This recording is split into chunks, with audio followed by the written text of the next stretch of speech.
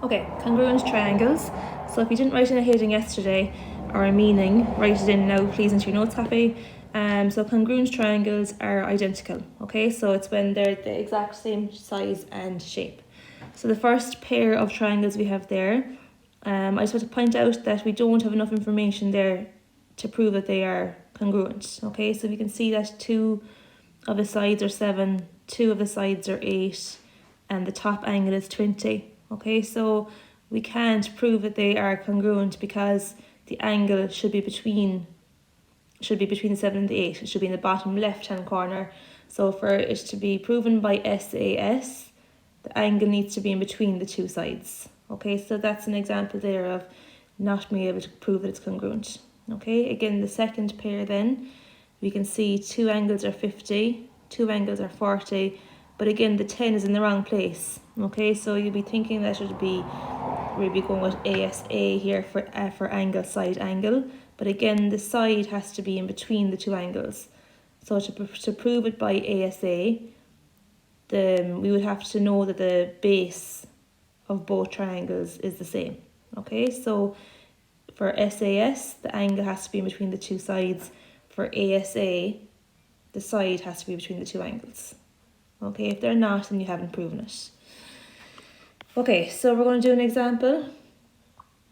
So we have the following 2 triangles joined together, and we want to prove that they are congruent.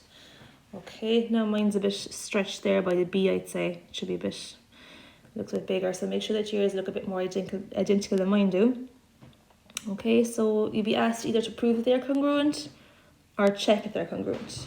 Okay, so we want to prove that triangle ACD equals or is congruent to angle ABD.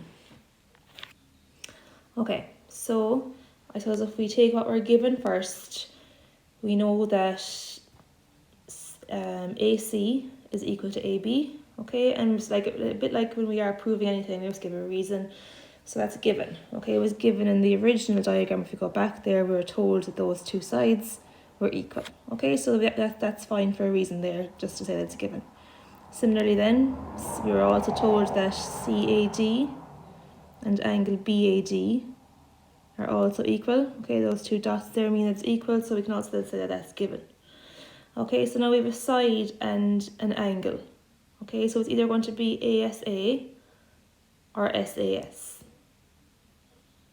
Okay, now I suppose you could, I've gone with SAS for this one. I'll explain that one first.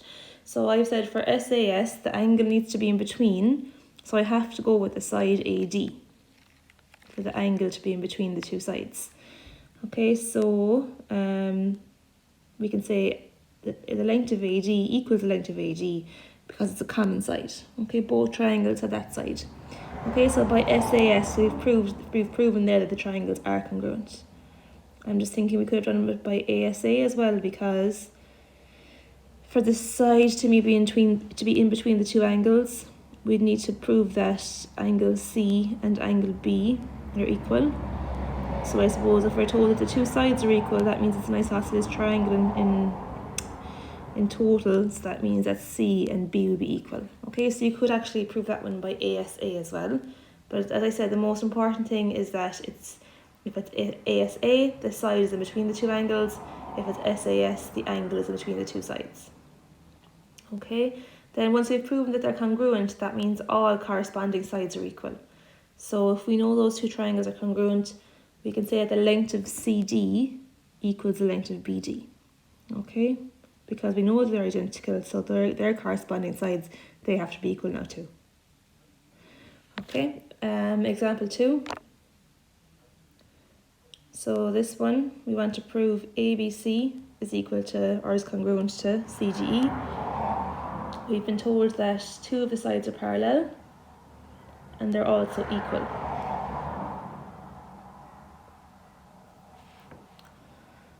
Okay, so 2 sides are parallel, 2 sides are equal. So I'd always write down what we're given first.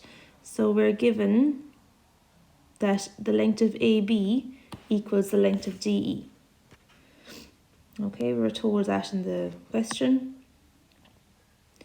Okay, now we've no way of knowing if the other sides are equal or not. Okay, so we need to zone in the angles.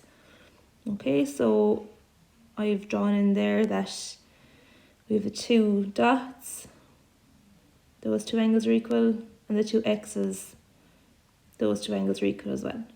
Okay, why? Because they're alternate. Okay, so because we've got the two parallel lines, we're looking for that Z shape there to know that those angles are alternate. Okay, so we weren't given that. We used our parallel lines property there. Okay, so now we have an angle, a side and an angle, so it's ASA. Okay, I suppose if you're looking at it for the first time, you might think that the two angles in the middle are opposite, so ACB and DCE. Okay, you might think that those two are equal because they're opposite, which they are, but they're no help to us to prove because the angle would have to be beside a side. Okay, so you have to be thinking all the time, even though the two angles are opposite there in the middle, they'd be equal, they're no help to us to actually prove it's congruent. So you're always thinking of which of the four rules can it slot into.